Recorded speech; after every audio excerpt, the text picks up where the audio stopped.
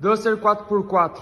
É o seguinte, quem tem Duster 4x4 já sabe que quando coloca lift, o amortecedor ele acaba trabalhando numa posição muito para cima. Ele acaba batendo quando pega buraco e coisa. Eu procurei na internet, amortecedor longo não achei. Acabei alongando os meus, olha como é que ficou. O lift que eu coloquei é aqui, ó. Acontecia, o amortecedor ele batia muito no fundo, ele trabalhava na posição muito para cima. Agora com o amortecedor alongado, que é esse aqui, ele vai trabalhar na posição original com o lift, para resolver o barulho da suspensão. Ficou show. Valeu aí.